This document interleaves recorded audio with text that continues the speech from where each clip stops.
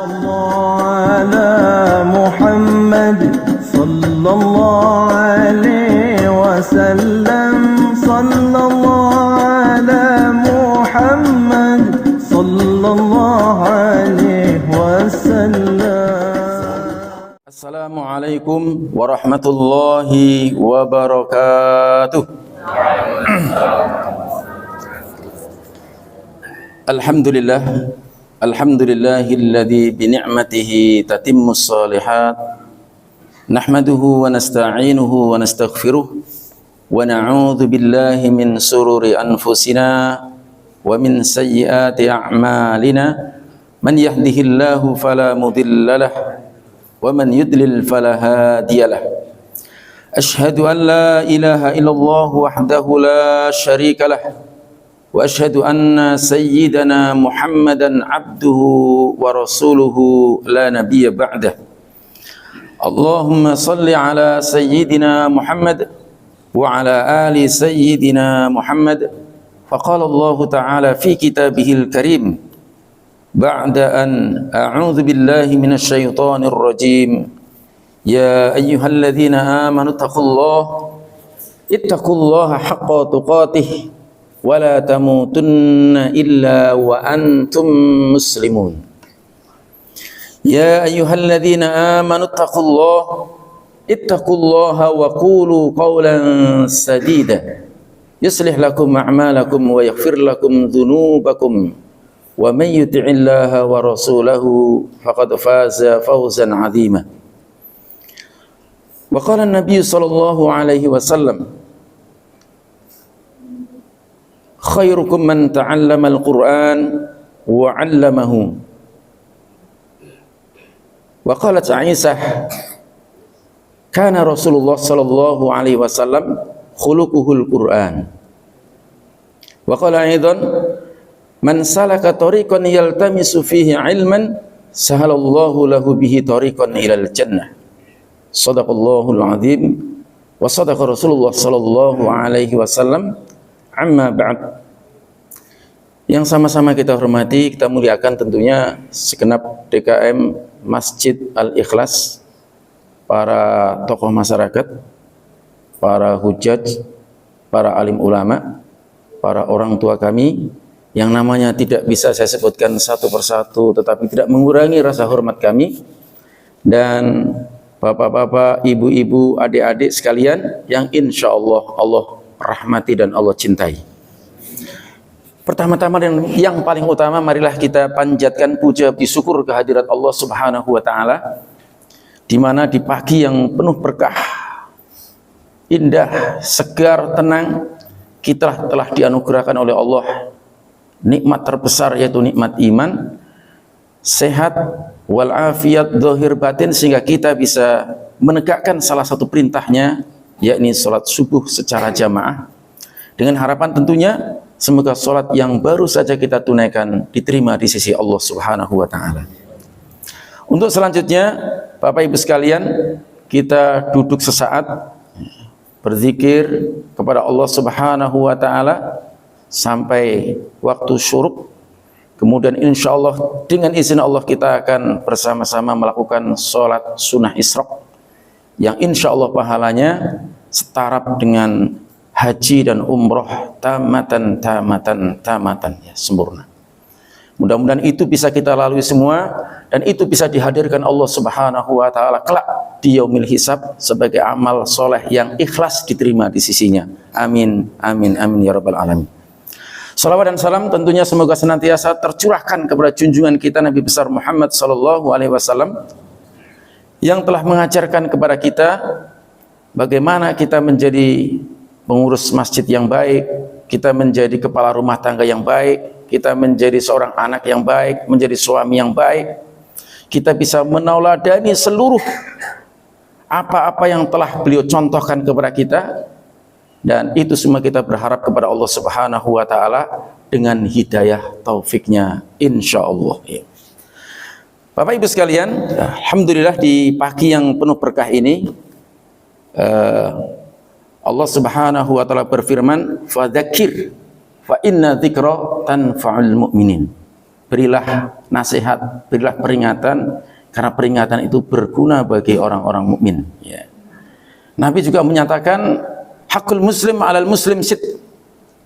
Hak seorang muslim terhadap muslim yang lainnya ada 6, di antaranya idzastansahaka fansahhu. Jika dia meminta nasihat, maka nasihatilah dia.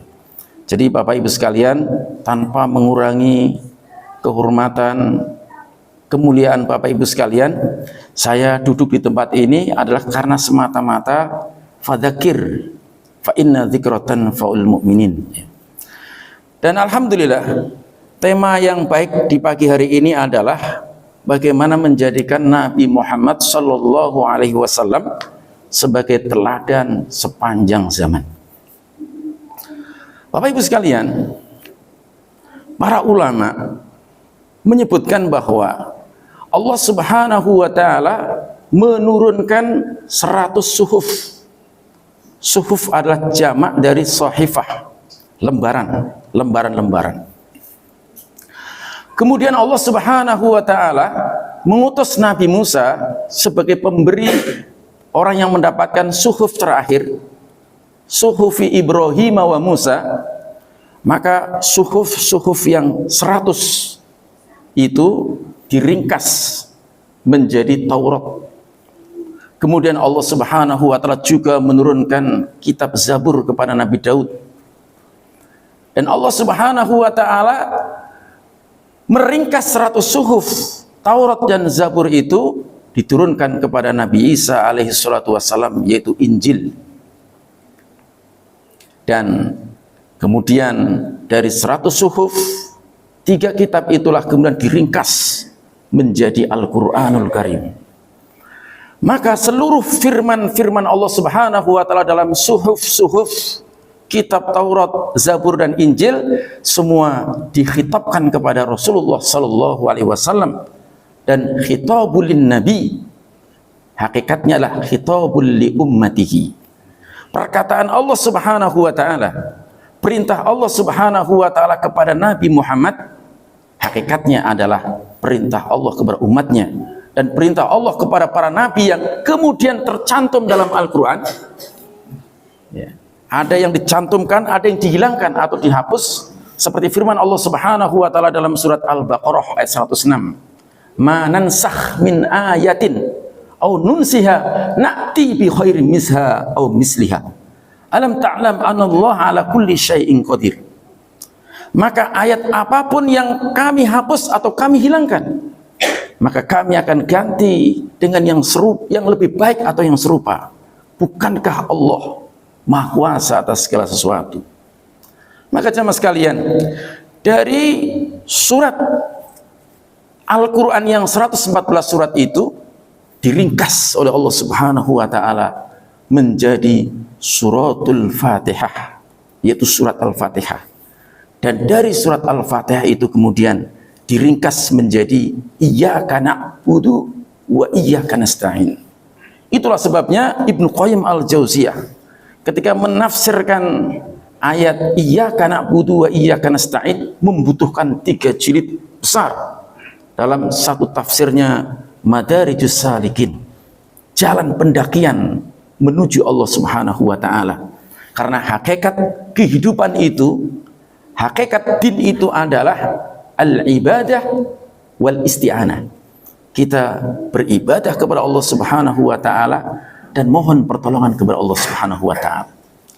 Dan di dalam surat Al-Fatihah itu, setelah kita memohon pertolongan kepada Allah untuk bisa eksis ibadah itu, ternyata bentuk pertolongannya yang dimohonkan itu adalah ihdinas siratal mustaqim. Tunjukilah kepada kami jalan yang lurus. Di sini menggunakan dhamir nun, yaitu nahnu. Maksudnya umat Islam tidak boleh egois, agar kita mendapatkan petunjuk jalan yang lurus. Kemudian ditafsirkan dengan Al-Quran surat An-Nisa ayat 69, wa may yuti'illaha wa rasulah fa ulaika ma'al ladzina an'ama Allahu 'alaihim minan nabiyyin was-siddiqin was-syuhada was-sholihin wa hasuna ulaika rafiqu.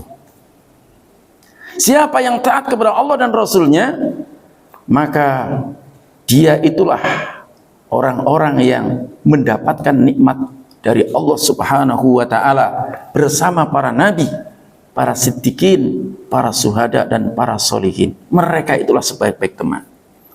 Nah, Bapak Ibu sekalian, apa hubungannya tema kita dengan ini?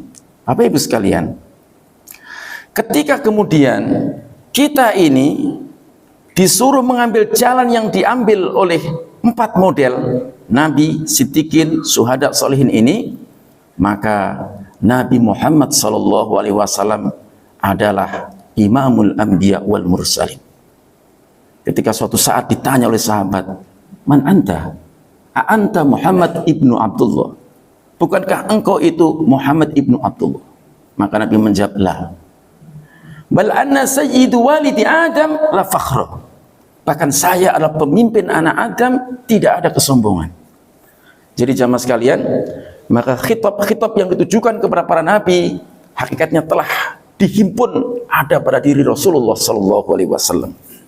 Maka pilihan seorang mukmin setelah dia berislam kepada Allah Subhanahu wa ta'ala, yang salah satu definisi Islam adalah thariqus sa'adah fi daraini. Islam adalah jalan untuk mencapai kebahagiaan di 2 alam, yaitu alam dunia dan alam akhirat. Maka caranya adalah dengan mengikuti Rasulullah SAW. Apa komitmen yang harus dibangun jamaah sekalian? Allah berfirman kepada Nabi Musa, yang hakikatnya juga kepada Nabi Muhammad, yang hakikatnya juga kepada umatnya Rasulullah SAW, di dalam surat Al-A'raf ayat yang ke-144. Apa firman Allah Subhanahu wa ta'ala? Wa qala Musa, wa qala ya Musa. Allah berfirman, wahai Musa, inni istafaituka 'alan nasi bi risalati wa bi kalami fakhudh ma ataituka wa kum minasyakirin. Wahai Musa, sesungguhnya aku telah memilihmu di atas semua manusia, maka cengkeramlah, yaitu dengan risalahku, dengan agama Islam, dan wabi kalami, dan dengan firmanku, yaitu Al-Quranul Karim. Kalau Nabi Musa Taurat, kalau Nabi Muhammad risalahnya Islam. Ya, semua nabi risalahnya Islam. Ya, kita tidak mau dibodohi, karena semua nabi adalah Islam risalahnya. Tidak ada agama Yahudi, tidak ada agama Nasrani. Semuanya wa nahnu lahu muslimun. Kemudian fakhudh ma ataituka, cengkram dengan kuat apa yang telah aku berikan kepadamu, wa kum minasyakirin, maka kamu pasti akan menjadi orang-orang yang bersyukur, pasti menjadi orang-orang yang berbahagia di dunia dan di akhirat. Maka jemaah sekalian, dari 2 komitmen inilah orang-orang yang mencengkram risalah, mencengkram kalam, mau tidak mau dia harus mengikuti Nabi Muhammad sebagai orang yang membawa petunjuk Allah Subhanahu wa ta'ala ke muka bumi. Maka orang-orang yang mengikuti Nabi Muhammad SAW, dia akan mendapatkan setidak-tidaknya 3 jaminan. Ya. Orang yang mengikuti Nabi Muhammad, mencengkram risalah Islam, apapun kondisinya, dan kemudian dia komitmen iltizam bi kalami, maka dia akan mendapatkan 3 jaminan. Yang pertama adalah dhamanul mahabbah wal maghfirah. Dia akan mendapatkan jaminan, yaitu kecintaan dari Allah dan ampunannya Allah Subhanahu wa ta'ala. Apalagi yang dibutuhkan oleh seorang mukmin kalau dia sudah mendapatkan kecintaan dari Allah Subhanahu wa ta'ala? Dia adalah Habibullah, kekasihnya Allah Subhanahu wa ta'ala. Ya. Maka Allah berfirman di dalam surat Ali Imran ayat yang ke-31. Qul in kuntum tuhibbunallah fattabi'uni yuhibbukumullah wa yaghfir lakum dzunubakum wallahu ghafurur rahim. Kata Allah, qul, katakan Muhammad, in kuntum, jika keadaan kalian tuhibbunallah, kalian mencintai Allah, fattabi'uni, maka ikutilah aku. Kemudian yuhibbukumullah, dengan kalian mengikuti Rasulullah, maka Allah akan memberikan cintanya kepada kalian. Wa yaghfir lakum, dan Allah akan mengampuni dosa-dosa kalian. Wa yaghfir lakum dzunubakum, dosa-dosa kalian. Wallahu ghafurur rahim. Karena Allah itu sesungguhnya Maha Pengampun lagi Maha Penyayang. Jadi ini jaminan pertama. Kemudian jaminan kedua, Bapak Ibu sekalian, orang yang mengikuti, yang komitmen dengan risalah Islam dan komitmen dengan firman-firman Allah Subhanahu wa taala, mengikuti petunjuk Nabi, maka dia akan mendapatkan dhamanul uswah wal qudwah. Jaminan memiliki keteladanan yang luar biasa. Jadi kita sedih ketika hari ini berapa banyak anak-anak muda yang kehilangan keteladanan. Bahkan yang sempat viral itu, Masya Allah, di bandara ada terkumpul laki-laki dan perempuan menyambut idola mereka, artis dari Korea. Terjadi bersukacita, mereka datang ke bandara, naik Grab, sewa, datang untuk menyambut idolanya. Tahukah kita bahwa nanti anta ma'aman ahbabta, kita nanti akan bersama orang-orang yang kita cintai, yang kita idolakan. Maka Allah Subhanahu wa taala menegaskan di dalam surat Al-Ahzab ayat yang ke-21, laqad kana lakum fi Rasulillahi uswatun hasanah liman kana yarjullaha wal yawmal akhir wa dzakarallaha katsiran. Laqad, lam taukid, harfu taukid. Kana, kalau harfu taukid, lam taukid, qad masuk ke kana, pasti. Artinya apa? Kalau kita ingin meraih kebahagiaan, ketenangan, keindahan, tidak ada suri tauladan yang pantas untuk kita jadikan sebagai idola kecuali Rasulullah sallallahu alaihi wasallam. Uswatun hasanatun. Tapi syaratnya liman kana, bagi mereka yang keadaannya yarjullaha, mengharapkan bertemu dengan Allah Subhanahu wa taala di akhirat nanti, dan kemudian mereka banyak berzikir kepada Allah Subhanahu wa taala. Jadi idola ini penting, Bapak Ibu sekalian. Makanya bagaimana kita menjadikan Rasulullah sebagai teladan. Kemudian yang ketiga, jaminan ketiga adalah terdapat di dalam surat Al-Qalam ayat yang keempat. Orang yang komitmen dengan risalah Islam, komitmen dengan Al-Quran, dan mengikuti petunjuk Nabi, dia akan mendapatkan dhamanul akhlak. Dia akan mendapatkan jaminan akhlak yang baik. Abu Hurairah meriwayatkan, an Abi Hurairah radhiyallahu anhu, su'ila Rasulullah sallallahu alaihi wasallam an aqsari ma yudkhilal jannah. Nabi ditanya tentang amalan apa yang banyak membuat manusia masuk ke dalam surga. Faqala Rasulullah sallallahu alaihi wasallam, maka Rasulullah sallallahu alaihi wasallam bersabda, taqwallah wa husnul khuluq. Bertakwa kepada Allah dan akhlak yang baik. Wa su'ila Rasulullah sallallahu alaihi wasallam aidan an aksari ma yudkhilan nar. Dan amalan apa yang membuat manusia banyak berbondong-bondong masuk ke neraka? Faqala Rasulullah sallallahu alaihi wasallam, al-famu wal farju, yaitu lisan atau mulut dan kemaluan. Jadi jamaah sekalian, betapa dari sinilah kemudian Sayyidah Aisyah memberikan syarahnya, penjelasannya ketika ditanya tentang apa akhlak Rasulullah. Maka Nabi menyebutkan kana khuluquhul Quran. Di sinilah pembahasan kita, Bapak Ibu sekalian. Al-Quran yang tadi merupakan ringkasan-ringkasan dari suhuf, Taurat, Zabur, Injil itu menghimpun ayat-ayat yang di dalamnya terdapat akhlak Rasulullah Sallallahu Alaihi Wasallam. Berapa akhlak, Pak, Bu, yang terdapat dalam Al-Quran? Sudah pernah bahas bab akhlak? Akhlak dalam Al-Quran itu teringkas dalam 120 akhlak.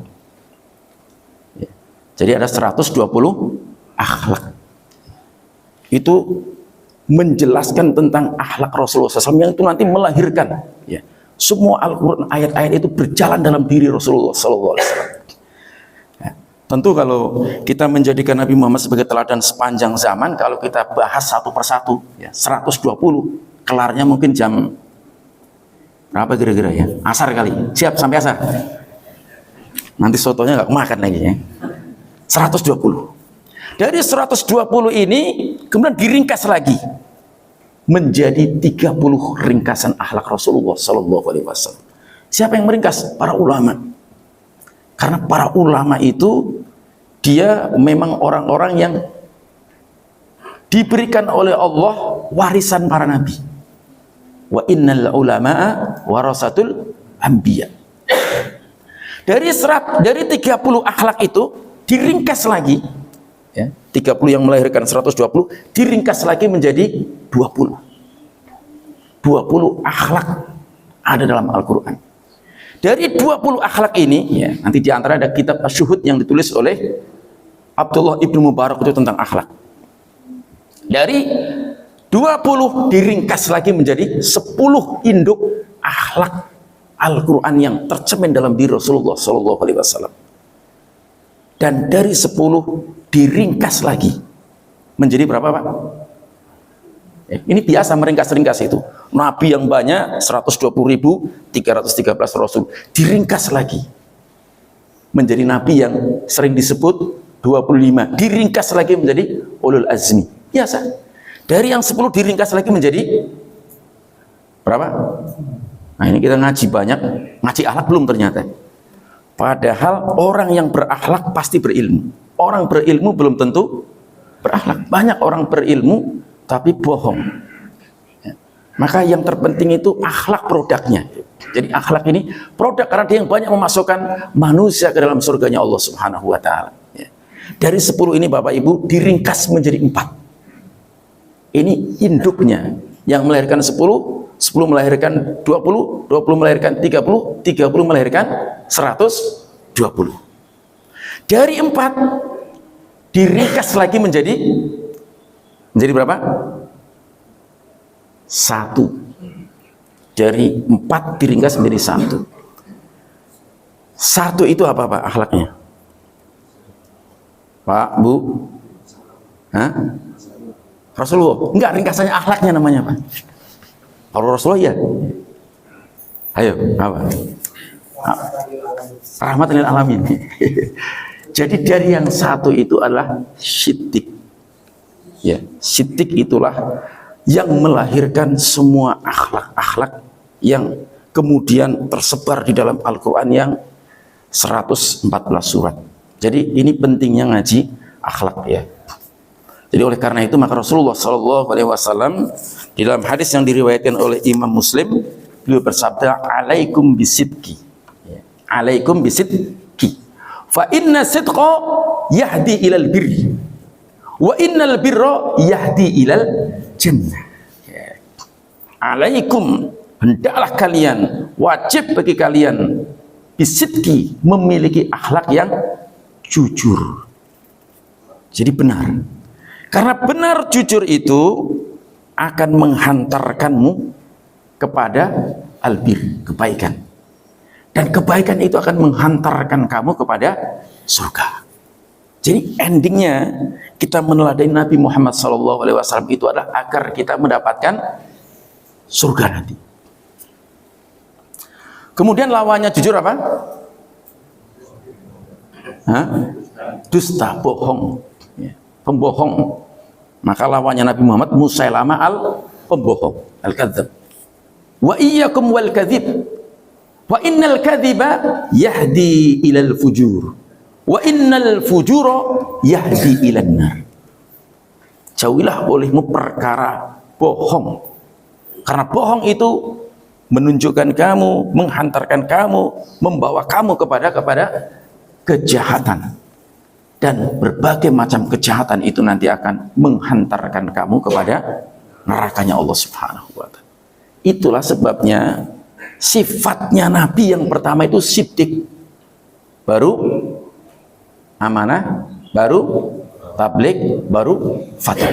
Siddiq. Karena cari orang yang jujur itu susah. Jujur itu apa? Jujur itu apa, Bapak Ibu sekalian?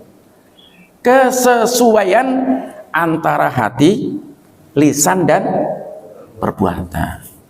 Nah, kalau kita misalkan Bapak lagi di sini nih, misalkan Bapak habis ngaji mau jalan ke Bogor, janjian di SMS. Paling kita udah mau jalan, dijawab, oke, OTW. Nah, kira-kira gimana kita nih? Jujur apa bohong? Jadi kesesuaian antara hati, ucapan, dan perbuatan. Susah menjadi orang jujur itu susah. Oleh karena itu maka Abu Bakar dan Khadijah dilabeli asyidik, karena orang jujur itu pasti akan melahirkan akhlak-akhlak yang baik. Jadi kalau orang itu sudah lawannya kadzab, pembohong, itu pasti dicap sebagai pembohong. Makanya menjadi orang siddiq ini sampai Allah menegaskan di dalam surat At-Taubah itu, ya ayyuhalladzina amanu taqullaha wa kunu ma'as shadiqin. Ya. Wahai orang yang beriman, bertakwalah kepada Allah dan tinggallah kamu, keadaan kamu selalu bersama orang-orang yang siddiq. Karena orang-orang yang siddiq ini susah. Hatinya harus dipenuhi dengan keimanan. Dan siddiq benar itu standarnya datang dari Allah Subhanahu wa Ta'ala. Benar belum menurut kita, belum tentu benar menurut Allah. Benar menurut Allah harus dibenarkan oleh kita. Seperti Abdullah ibnu Mas'ud yang mengatakan, qala Rasulullah sallallahu alaihi wasallam wa huwa shadiqul masduq. Kata Abdullah ibnu Mas'ud, bersabda Rasulullah SAW, yang dia orang benar dan wajib dibenarkan. Ya. Jadi siddiq ini penting, ya. Kesesuaian. Ya. Makanya sekarang kenapa kita, ya, negeri ini dihiasi dengan kebohongan. Kenapa, Pak? Kenapa misalkan banyak lahir pemimpin-pemimpin yang bohong? Kenapa? Karena banyak rakyatnya bohong. Saya sempat sedih kemarin ketika ada orang curhat, ya, datang, saya pokoknya mau konsultasi sama Ustadz Ali. Apa dia ketika bicara? Pak Ustadz, saya mau mengundurkan dari ketua masjid. Loh, kenapa? Ada satu pengurus yang dominan, kalau belanja sesuatu di markup. Wah, saya sampai mau nangis, ya. Ya kalau di masjid aja sudah tidak ada kejujuran, di mana lagi kita mau nyari kejujuran? Sedih saya itu, ya. Jadi Masya Allah, ya. Saya bilang, jangan sebagai bentuk amar ma'ruf nahi munkar, antum harus tetap di situ. Antum harus nasihati dia. Al-hikmatu fitanasuk, nasihati empat mata. Katakan, kita nanti di akhirat ada maliki yaumiddin. Tadi yang dibaca imam kita, yauma yakumur ruhu wal malaikatu saffa, la yatakallamuna illa man adina lahu rahman wa qala shawaba. Pada hari ketika Jibril dan para malaikat berbaris rapi, la yatakallamun, para malaikat yang dekat dengan Allah itu mereka tidak bisa berbicara, illa man adina lahu rahman, kecuali dia mendapatkan izin dari Allah. Malaikat saja harus mendapatkan izin yang dekat dengan Allah. Bagaimana dengan kita? Wa qala shawaba, dan ucapannya pun harus siddiq, harus benar. Karena nanti lidah-lidah manusia yang tidak benar itu, al-yawma nakhtimu ala afwahihim wa tukallimuna aydihim wa tashhadu arjuluhum bima kanu yaksibun. Pada hari mulut-mulut mereka dikunci, tangan-tangan mereka berbicara, kaki mereka yang menjadi saksi. Itulah hari yang waqala shawaba, dzalikal yaumul haq. Itulah hari yang benar. Jadi Bapak Ibu sekalian, maka jadilah kita sebagai seorang ayah yang siddiq. Istri itu bayangan kita kan. Kalau ayahnya, suaminya lurus, bayangannya lurus nggak? Bayangannya bengkong itu kalau bayangan, ya kan? Ya kan? Tapi bengkongnya bengkong lurus. Kalau suaminya itu kayak gini, bayangannya bengkong lagi. Makanya ini pentingnya siddiq. Sehingga Abu Bakar itu menjadi afdhalul ummah ba'dan nabi. amalnya sedikit pun dia akan bernilai besar. Karena sidik itulah. Makanya kesesuaian ini harus perlu kita meminta kepada Allah. Allahumma arinal haqqa haqqa warzuqna tiba'ah. Wa arinal batilan batila warzuqna tinaba. Jadi Bapak Ibu sekalian, permasalahan kita itu adalah permasalahan sedikitnya orang-orang yang sidik, banyaknya orang-orang yang bohong, dusta. Ya. Jadi ini terjadi bukan hanya di masjid, di sekolah-sekolah ini sudah terbiasa. Laporan, pembuatan apa semua tidak sesuai. Ya. Antara yang di hati, di lisan dan di perbuatan. Ya. Makanya menjadi orang-orang yang sidik ini, orang-orang yang nanti Abu Bakar semua pintu surga itu welcome. Sini Abu Bakar, masuk semua. Karena apa? Dia sudah pasti nanti akan melahirkan 120 akhlak-akhlak yang berikutnya. Dan setelah orang itu sidik, Bapak Ibu sekalian, karena penuh dengan keimanan, akan melahirkan akhlak yang kedua. Apa akhlak yang kedua? Yang menjadi sebab diterimanya amal kita. Hah? Yang menjadi sebab diterimanya amal kita apa? Masjid al-ikhlas. Ya, ikhlas. Jadi dari sidik ini melahirkan ikhlas.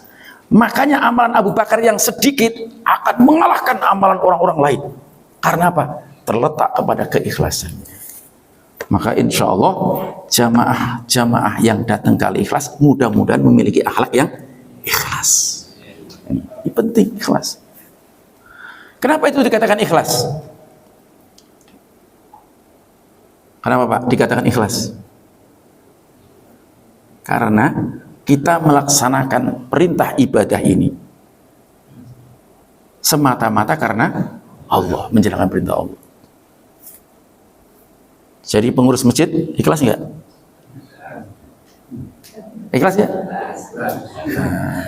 Ikhlas. Ngisi list memberangkatkan jamaah umroh. Lawannya ikhlas itu hawa nafsu. Tiba-tiba ditulis Bapak Fulan 3 juta. Dia mah statusnya di bawah saya. Gajinya di bawah saya, rumahnya di bawah saya. Saya tadinya nggak nulis, akhirnya nulis 4 juta. Ikhlas nggak Pak? Nggak, dorongan syahwat. Makanya ikhlas itu dia tidak butuh pujian dan tidak perlu celaan. Dan tidak takut celaan. Tidak butuh pujian dan tidak perlu celaan. Jadilah ikhlas. Wa ma umiru illa liya'budullaha mukhlishina lahuddin hunafa'a wa yuqimus sholata wa yu'tuz zakata wa dzalika dinul qayyimah. Jadi yang kedua ikhlas. Dan ikhlas itu biasanya menampakkan sedikit, menyembunyikan banyak. Amal yang ikhlas itu yang kelihatan sedikit atau minimal sama, itu ikhlas. Tapi yang tertutup itu banyak. Bagaimana orang itu menyimpan amal itu harus ditujukan hanya kepada Allah. Suatu saat di zaman Abdullah ibnu Mubarak, dia seorang muhaddisin, abidun, mujahid, luar biasa.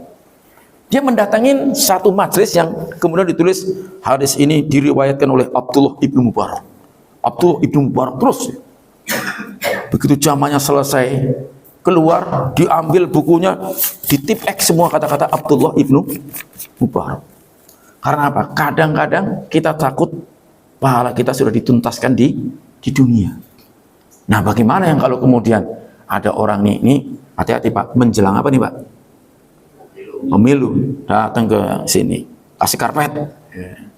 Calonnya nggak menang, karpetnya digulung lagi. Waduh, bisa jadi. Jadi ikhlas itu pokoknya ahli hikmah mengatakan seperti maaf orang buang kotoran. Ada yang ingin nggak? Saya hari Senin buang kotoran di Tanah Abang. Kemarin di Cipulir. Ada nggak yang ingin kayak gitu Pak? Nggak ada.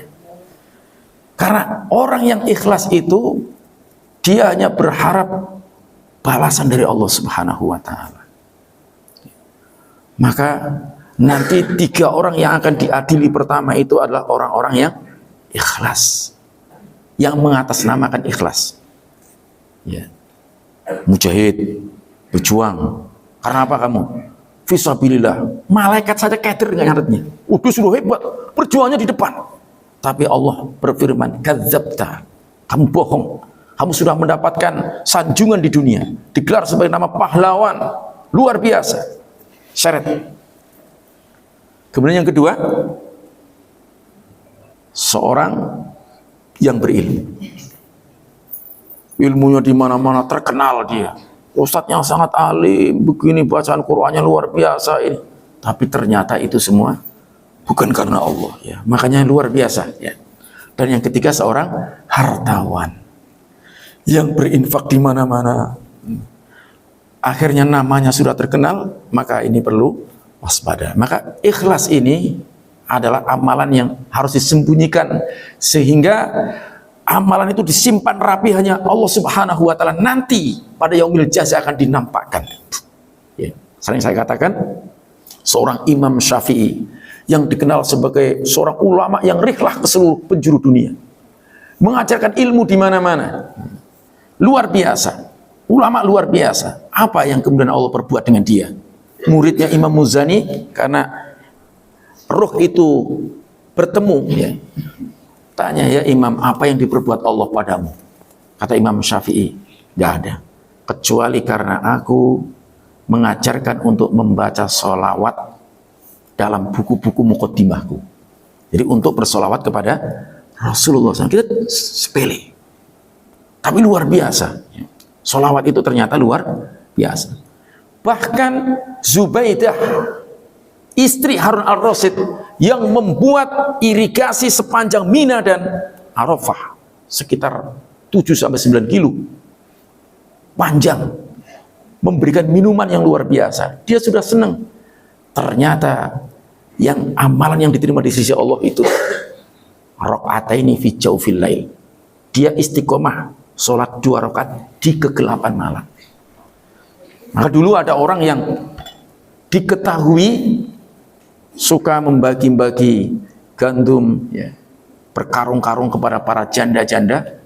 Itu diketahui setelah dia mati. Jadi baru diketahui amaliyahnya.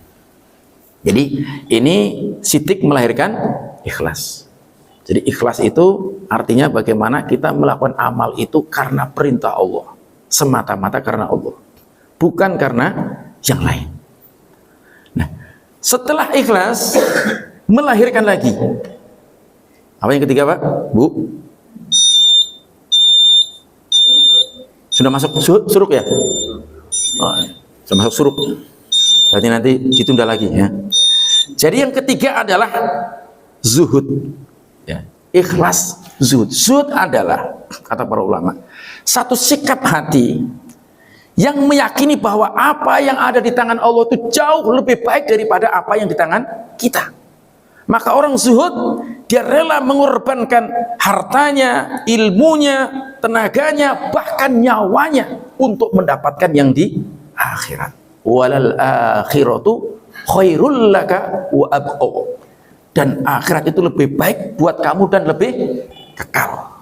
Itulah sebabnya maka dulu generasi pertama itu bisa luar biasa, bajunya biasa, tampilannya biasa, tapi mereka kalau sudah berjuang, akhirat mereka selalu menjadi pertimbangan hidupnya. Jadi selalu orientasinya kepada akhirat, orientasinya selalu akhirat. Itu orang zuhud.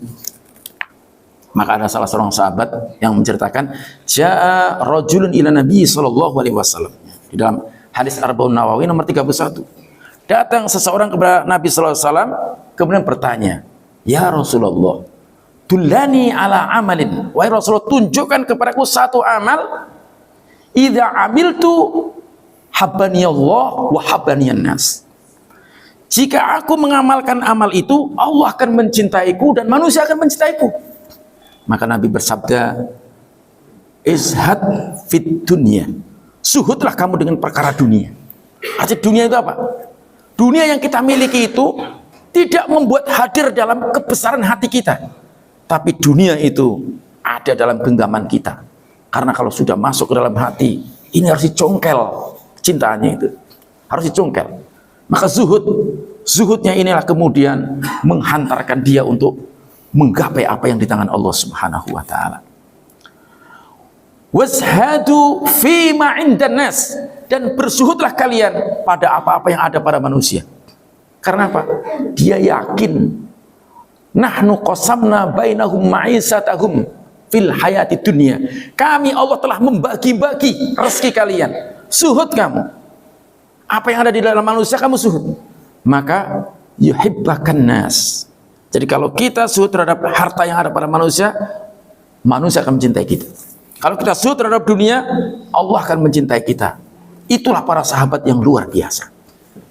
Jadi mereka, kita kenal seorang Hanzalah, sahabat Hanzalah, yang untuk menikahnya pun susah payahnya. Kalau zaman sekarang mungkin ngajuin proposal. Setelah dapat malam pertama, tiba-tiba ada azan di tengah malam. Jadi zaman Nabi itu sering ada azan, tapi azannya bukan waktu sholat, azan untuk berjihad. Maka istri yang baru dinikahinya bulan madu itu, bahkan beliau sempat mencampuri, belum sempat mandi, dia tinggalkan istrinya, dia pergi menuju Allah perang. Dan qadar Allah dalam perang Uhud itu, Hanzalah gugur sebagai syuhada. Nabi ketika mengunjungi jenazah-jenazah itu, Nabi kemudian memalingkan, karena Hanzalah dimandikan malaikat dan para bidadari. Ini keyakinan. Ini anak-anak muda kalau sudah bidadari melek. Melek. Ghasilul malaikah, seorang yang dimandikan oleh malaikat. Zuhud. Jadi ini jadi pengurus masjid karena zuhud. Yang punya mobil 2 kasih masjid 1, zuhud. Nah, yang punya motor 5 kasih masjid, maju kalau kita zuhud beneran, Pak. Jadi kalau kita bicara meneladani teladan sepanjang zaman Nabi Muhammad, selesai umat Islam Indonesia. Cuman masalahnya lawannya Siddiq tadi pembohong. Kalau ditanya, oh mobil saya banyak, rumah saya banyak, kalau diminta infak 1, oh ya saya masih kurang, masih ini ya. Jadi kalau kita zuhud, sikap kita lebih meraih ridha Allah yang di akhirat, maka insya Allah kelar urusan umat Islam. Dan itu ada di masa Nabi. Bagaimana ketika mereka mendapatkan ghanimah, luar biasa. Begitu dapat, bagi-bagi selesai. Cepat. Sekarang banyak pesantren-pesantren yang mengajarkan Al-Quran kempas-kempis. Sekarang banyak pendidikan-pendidikan yang tulus kempas-kempis. Tapi sayang, sekarang banyak juga pendidikan-pendidikan yang berlabel Islam, tapi orang Islam tidak bisa menjangkau. Mahal. Seragamnya mahal, uang gedungnya mahal, ini yang mahal. Maka ini perlu meneladani Nabi dengan sifat zuhud. Ini saya mau sebutkan satu lagi saja karena sudah jam ini. Perutnya udah lapar, soalnya sotonya sudah menggoda. Ya. Dari sifat zuhud ini, Bapak Ibu sekalian, melahirkan akhlak yang keempat. Ini induk, nanti melahirkan 10, yaitu sifat akhlak yakin. Yakin, Pak. Apa yakin artinya, Pak? Yakin. Yakin itu tenang. Kenapa orang bisa tenang? Karena punya ilmu. Kenapa punya ilmu? Allah menjamin dalam Al-Quran. Apa jaminan Allah Subhanahu wa ta'ala? Bahwa setiap yang melata di muka bumi sudah ditentukan rezekinya tenang. Ini di depan sini ada jamaah misalkan dagang bubur ayam. Ya, dagang bubur ayam laku, tiba-tiba ada jamaah lagi dagang di sebelah kanannya bubur ayam lagi. Tenang nggak, Pak? Mulai, waduh, ordernya terbagi 2. Berarti belum yakin. Kalau orang yakin, tenang karena dia punya ilmu. Kalau dia bukan rezeki dia, rezeki saya, maka walaupun dia sudah keliling ke samping kanan saya, sampai ke pasar kaget, sampai kemana, balik lagi ke tempat saya. Benar nggak? Dia yakin. Maka Nabi yakin. Wallahu ya'simuka minan nas. Allah menjagamu dari gangguan manusia. Ketika Nabi dalam perang Dzatur Riqa, istirahat tidur, qailulah. Pedangnya digantung di atas. Nabi tertidur. Daksur datang, ambil pedangnya. Ya Muhammad, gimana kalau kira-kira itu yang terjadi pada kita? Ya Ali, pedang di atas, gimana nih? Siapa yang menolongmu nih kalau saya tikam kamu? Rasulullah yakin dengan ayat Allah, wallahu ya'simuka minan nas. Allah yang menolong saya. Pedangnya jatuh karena kita yakin seorang mukmin la haula wala quwwata illa billah. Itu satu keyakinan. Bapak buka travel haji, sekalipun travel umroh, laku. Tiba-tiba bikin lagi yang sampainya sama lagi. Pembimbingnya ustadznya lebih keren. Waduh. Relasinya lebih banyak. Yakin gak Pak? Paling bangkrut loh sebentar lagi. Jadi yakin itu karena dia ada ilmu. Wa ma min dabatin illa 'ala Allahi rizquha wa ya'lamu mustaqarraha wa mustawda'aha kullu fi kitabin mubin. Jadi setiap yang melata di muka bumi ini pasti Allah jamin rezekinya. Allah tahu penyimpanan dan tempatnya. Dimanapun pasti akan ditujukan. Jadi sama kita ketika mengalami di perusahaan, seorang mukmin di PHK, diberhentikan. Yakin nggak kita? Di PHK, sampai rumah istrinya sudah mulai cemberut, megang tongkat, misalkan gitu. Seorang mukmin tenang. Karena apa? Hidup itu cuman apa? Inna sholati wa nusuki wa mahyaya wa mamati lillahi rabbil alamin. Jadi kalau kita lillah, semua berharap kepada Allah, selesai. Nah, jadi orang yang yakin itu tenang, tenang itu karena ada ilmunya, ilmu itu harus ngaji. Nah, Bapak Ibu sekalian, maka dari ini PR-nya kita adalah setelah orang punya sifat yakin, maka akan lahir sifat ridho. Apapun keputusan Allah akhlaknya, dia ridho. Dan setelah ridho akan melahirkan dua sifat sekaligus, yaitu sifat syukur dan sabar. Jadi syukur melahirkan sabar. Ini urutan yang benar dalam Al-Qur'annya. Makanya nanti di dalam Al-Qur'an surat Al-Baqarah ayat yang ke-207, wa minan nasi may yasri nafsahu mardhatillah wallahu raufum bil ibad. Di antara manusia ada yang menjual dirinya untuk mendapatkan keridhaan Allah Subhanahu wa taala, dan Allah sangat penyantun terhadap hambanya.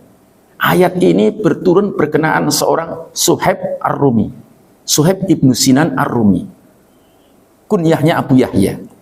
Dia seorang yang dalam peperangan orang-orang Romawi mendapatkan dia, kemudian dijual ke Mekah, dia memerdekakan diri, dia berdagang sampai sukses. Setelah sukses Nabi hijrah ke Madinah, dia mau hijrah, dibuntutin terus. Akhirnya dia pura-pura sakit perut. Sakit perutnya dari rumah ke buang hajat itu ke tengah padang yang jauh, bolak-balik, sampai diketahui oleh orang yang mengintai, wah lagi sakit. Ketika orang lengah dia berangkat. Dikejar dengan sepenuh orang yang mengepungnya, maka Suhaib mengeluarkan anak panah. Di Mekah ini seperti yang kalian ketahui, saya adalah seorang pemanah ulung. Setiap sasaran-sasaran panah akan mengenai kalian.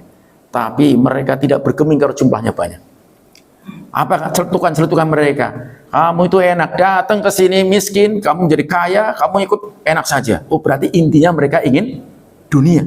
Baik, kalau kalian menghendaki itu, saya tunjukkan simpanan-simpanan hartaku yang ada di Mekah. Ambil semua, jangan sisakan. Biarkan saya berjalan bertemu dengan Rasulullah Shallallahu Alaihi Wasallam. Maka dia bertemu Rasulullah. Nabi kemudian mengatakan, sungguh beruntung perniagaannya Suhaib Ibnu Sinan Ar-Rumi. Beruntung. Suhaib bingung. Siapa yang ngasih tahu? Turun surat Al-Baqarah ayat 207. Dari inilah muncul sifat syukur, syukur sabar. Maka Suhaib Ar-Rumi meriwayatkan hadis dalam riwayat Imam Muslim, yaitu tentang ajaban li amril mu'min. Inna amrahu kullahu lahu khair wa laisa dzalika li ahadin illa lil mu'min. Sungguh mengherankan, mengagumkan semua perkara urusan orang mukmin, dan itu tidak akan mungkin terjadi kecuali pada seorang yang beriman, yakin, percaya kepada Allah Subhanahu wa taala. In asabathu sarra'u syakara. Kalau dia mendapatkan kenikmatan, dia bersyukur. Nah, ini urutannya. Wa in asabathu dharra sabara fa huwa khairul lah. Ya. Kalau dia kemudian mendapatkan musibah, dia bersabar dan itu baik baginya. Dari sabar lahir berikutnya istiqomah. Kalau jelaskan panjang lagi istiqomah ya. Istiqomah nanti Bapak Ibu baca sendiri dalam surat Ibrahim mulai dari ayat 24 sampai 27. Allah membuat satu perumpamaan, alam taro kaifa daraballahu masalan kalimatan thayyibatan kasajaratin thayyibatin asluha sabitu wa far'uha fis sama tu'ti ukulaha kullahidin. Jadi pohon kalimat yang baik itu seperti pohon yang kuat mencengkram akarnya ke dalam. Kuat. Maka pohon itu ketika dapat angin dari sini miring sih. Tapi balik lagi enggak? Balik lagi. Dia ada ujian, sempat berdosa, istighfar, astagfirullah, balik lagi. Ditempa dari sini lagi, sini lagi. Balik lagi istighfar, istiqomah. Jadi tu'ti ukulaha kullahinin. Dia memberikan buahnya setiap saat. Permasalahan ini agar kita senantiasa ingat kepada Allah. Dan dari istiqomah yang lurus terus itulah yang kita minta ini, maka melahirkan yang kesembilannya adalah mujahadah. Ya, mujahadah. Orang tuh bisa istiqomah harus bersungguh-sungguh, mujahadah.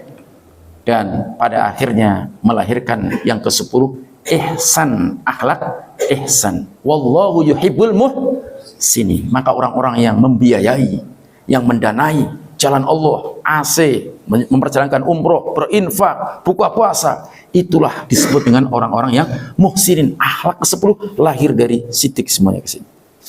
Wallahu a'lam bishawab. Ini barangkali penghantar kita ya. Mudah-mudahan di lain waktu Allah Subhanahu wa taala memberikan kepada kita akhlak-akhlak yang mulia, yaitu akhlak Rasulullah yang tercermin di dalam ayat-ayat Al-Quran yang 30 juz itu, dan tidak mungkin akan bisa kita pahami kecuali kita harus mengkajinya, yaitu dengan kajian yang bersumberkan dari ayat-ayat suci Al-Quran dan sabda-sabda Rasulullah Sallallahu Alaihi Wasallam. Terima kasih atas segala perhatian, mohon maaf atas segala kekurangan. Yang benar datang dari Allah Subhanahu wa taala, yang salah dari saya. Apa masih ada waktu? Sisi tanya saya, yes. Masih ada, ya, silakan.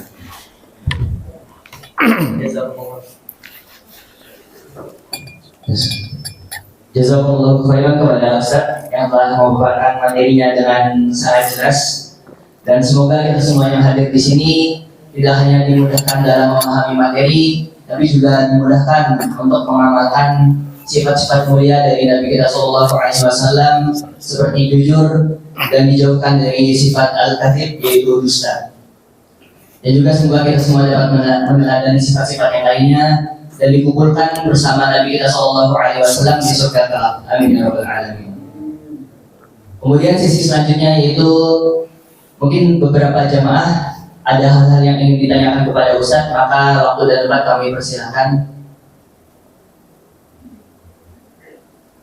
Dan bagi penanya dapat hadiah dari TKR.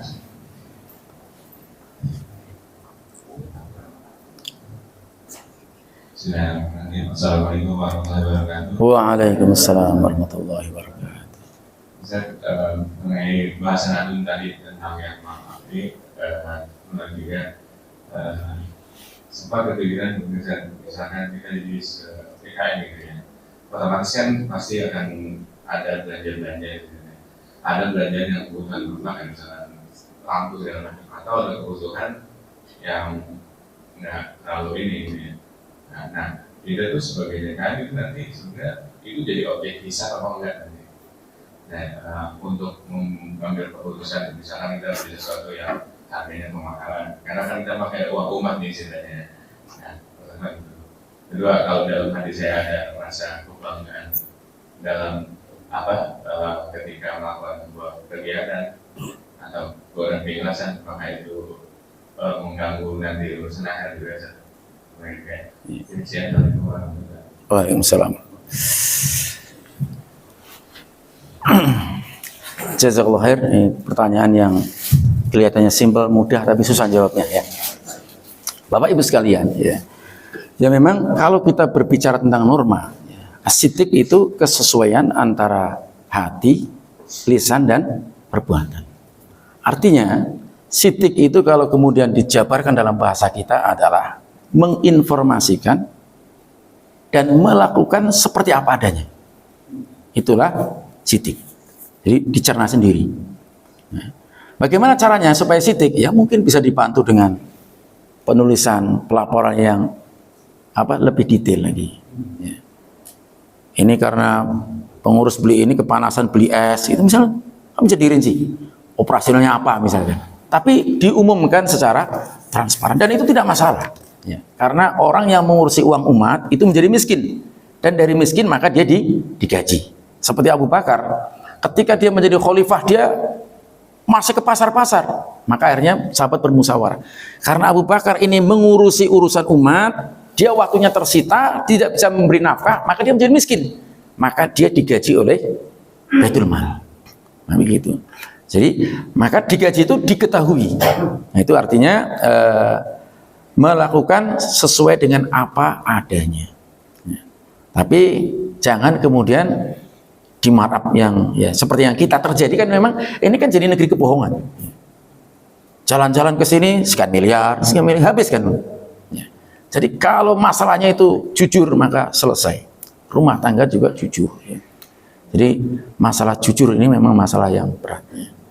Oleh karena itu memang kita harus meminta tadi Allahumma arinal haqqa. Tunjukkan ya, yang hak, yang benar. Ya, benar dari Allah. Kemudian masalah keikhlasan, ya. Masalah keikhlasan itu memang masalah yang disebutkan oleh Fudail bin Iyad, Sufyan As-Suri, Abdullah ibnu Mubarak, amalan yang paling susah diamalkan. Tapi sepanjang dia dalam beramal tuh merasa belum ikhlas, itulah insya Allah ikhlas. Tapi kalau sudahlah saya ikhlas, barangkali malah belum ikhlas. Yang sering kan, udah ikhlas lah, pakailah lagi. Ya. Jadi artinya ikhlas itu memang dia tidak takut celaan dan tidak butuh pujian. Gitu. Jadi pokoknya ya seperti itu. Nah kita semua kalau dengan mengaji kita berproses minta. Nggak ada manusia yang bersih, suci nggak ada. Semua nggak ada yang suci. Kecuali orang-orang yang dimudahkan oleh Allah untuk mensucikan dirinya. Jadi oleh karenanya kita semua berproses dan kegalauan yang ada pada diri kita itulah pertanda kita sudah mulai mengenal ya, Allah Subhanahu wa taala dengan hakikat pengenalan yang sebenar-benarnya. Jadi seorang mukmin itu memang harus merasa karena yang namanya dosa itu kan kata Rasulullah yang menenangkan pahala itu yang menenangkan kita. Dosa itu yang mengganjal. Walaupun semua orang sudah memberikan fatwa bagus-bagus tapi masih ganjal. Maka istafti qalbak. Mintalah fatwa pada hatimu. Hati yang senantiasa terjaga, dia bisa memberikan arahan-arahan yang baik. Wallahu a'lam bishawab. Cukup saja? Masih ada? Masih ada 2 lagi. Oh, masih ada 2 lagi. Hadiahnya banyak ini. Kalau masih ada 2 sementara lagi, jangan.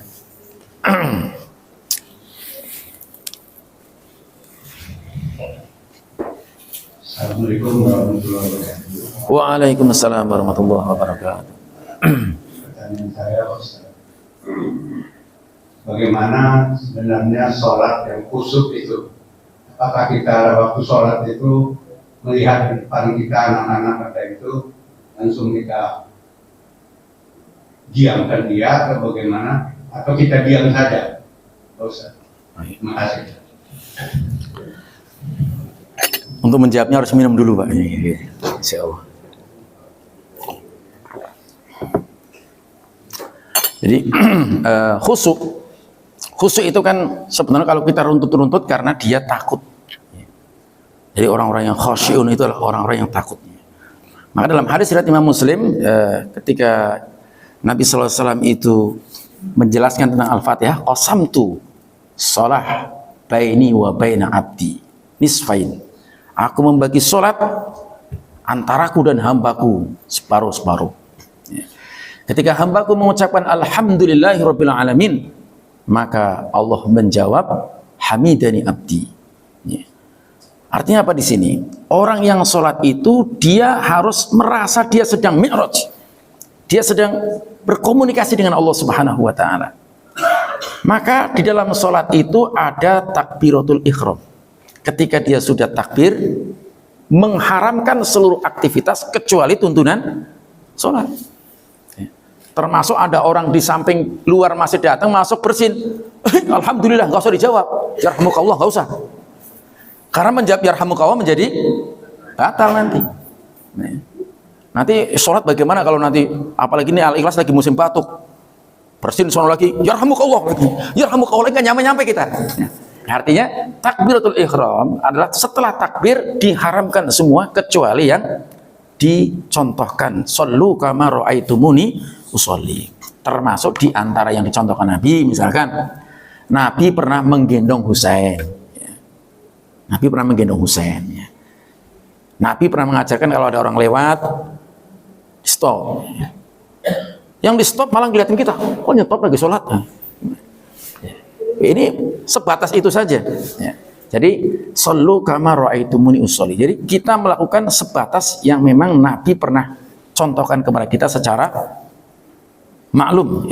Jadi yang sudah ditentukan dan tidak berlebih-lebihan. Maka akhirnya muncullah mazhab-mazhab itu. Banyaknya. Mazhab itu berakar dari kata dhahaba. Mazhab, cara pergi, titik tolaknya, cara pandangnya. Maka di Indonesia terkenal dengan mazhab Syafi'i. Mazhab Syafi'i itu memang sangat manusiawi. Ya, memudahkan kita ya. Jumatan 40 orang ya. Ternyata kalau kita pikir, saya jadi khotib kalau yang sholat Jumat itu 3 orang. Ayyuhal hadirun, 3 orang di sini. Ya. Jadi Imam Syafi'i itu memang mazhabnya manusiawi sekali. Artinya apa namanya, sangat kita sekali karena dia sudah rihlah ke tempat-tempat ini. Maka nggaruk pun ya, Imam Syafi'i dijaga kalau nggaruk-garuk. Ya, kalau mazhab yang lain kan ada yang garuknya lama. Sampai kita kadang-kadang bingung ya. Jadi disinilah mazhab itu menjadi satu pilihan ya. Karena mereka melakukan satu ijtihad, mereka berdasarkan landasan ilmu yang jelas dan ilmu itu bisa dipertanggungjawabkan. Maka orang-orang yang khusyuk adalah orang-orang yang akan sanggup menjadikan sholat dan sabar dan sholat sebagai penolong ya. Jadi kalau Nabi itu mengatakan was-sholatu nurun, sholat itu cahaya. Maka ciri orang yang sholatnya khusyuk, maka akhlaknya semakin membaik. Jadi kalau ada orang sholat masih melakukan perbuatan keji mungkar, itu jangan disalahkan salatnya. Sholatnya perlu kualitasnya perlu ditingkatkan lagi, kualitasnya. Nah nanti mungkin salah satu rujukannya sekarang banyak buku-buku adalah tentang buku sifat sholat Nabi misalkan. Ada kan bukunya Pak ya, dibaca. Ya. Sifat sholat Nabi.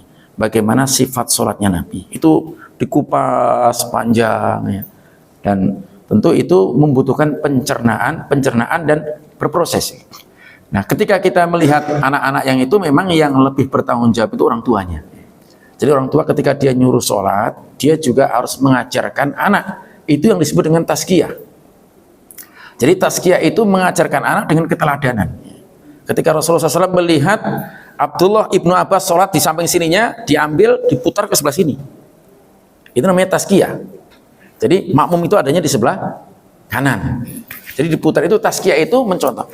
Ketika Abu Umamah itu makan tangannya ke sono ke sini, maka tangannya dipegang, ya gulam samillah.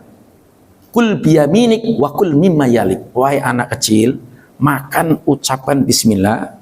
Kemudian apa? Sebut nama Allah ya, dan makan dari bagian yang terdekat. Namanya anak kecil kan makannya ke sono. Cari yang ini. Nah, ini namanya tazkiyah. Maka kalau orang tuanya datang ke masjid, lihat anaknya ini, maka dia harus tampil, pegang. Nah, ini bagian cara tazkiyah. Nah, kira-kira seperti itu, Pak. Wallahu a'lam bishawab.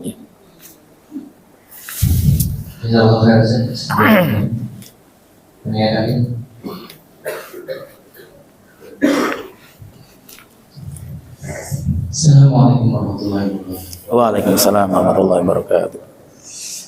Jadi saya mau bertanya, apakah di zaman Rasulullah pernah ada terjadi mubahalah seperti yang sekarang ini ketika ada Bapak Menteri dengan Jokowi tentang jasa palsu dan Habib Rizik juga masuk mubahalah dan kejadiannya ada di biasa. Assalamualaikum warahmatullahi wabarakatuh. Waalaikumsalam warahmatullahi wabarakatuh. Jadi mubahalah itu memang ada di surat Ali Imran. Mas Rahmat masih ingat nggak dibaca ini? Surat Ali Imran yang sebelah kanan paling bawah itu. Ya, ayat 61 ya. Ya, ayat 61 nya dibaca, silakan dibaca yang jelas. Ini matanya udah tua. Ini Qurannya kurang gede. Yang satu bener.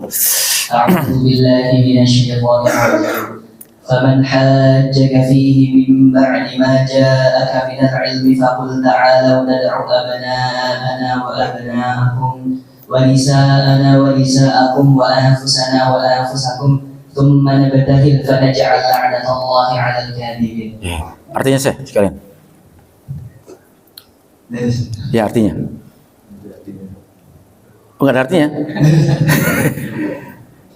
Siapa yang membantahmu? Nah, siapa yang membantahmu dalam hal ini setelah engkau memperoleh apa? Ilmu, katakanlah Muhammad, marilah kita panggil anak-anak kami dan anak-anak kamu, istri-istri kami dan istri-istri kamu, kami sendiri dan kamu juga, kemudian marilah kita bermubahalah. Ya. Jadi bermubahalah agar laknat Allah ditimpakan kepada orang-orang yang dusta. Itu mubahalah. Cuman mohon maaf ini barangkali mubahalah yang sekarang itu mohon maaf. Ini menurut penilaian saya banyak yang takaluf. Jadi kalau orang-orang yang berilmu insya Allah nggak takaluf. Ada yang sedikit-sedikit mubahalah. Itu yang kita bingung jadinya. Nanti apa syariat ini jadi nggak tinggi akhirnya. Sedikit-sedikit ambil Quran mubahalah. Mubahalah itu kalau memang itu sifatnya adalah doruri, ya. Sudah doruri, ya. Mereka melakukan seperti itu dengan kebohongannya, kita seperti ini maka seperti mungkin yang terjadi itu insya Allah. Kayak 6 laskar itu mungkin sekarang itu masalah menyangkut masalah jiwa, membunuh satu manusia sama seperti membunuh manusia semuanya. Bahkan di dalam syariat pernikahan itu ada namanya li'an. Li'an itu saling melaknat suami dan istri karena istri menuduh suaminya berzina atau suami menuduh istrinya berzina, maka dia melakukan li'an dengan bersumpah 4 kali masing-masing di hadapan hakim, dan sumpah yang kelimanya kalau dia bohong maka dia akan diazab oleh Allah Subhanahu wa taala. Itu ada syariat li'an, maka dalam ini ada syariat mubahalah. Jadi ini sudah ada, ini surat Ali Imran ayat 61.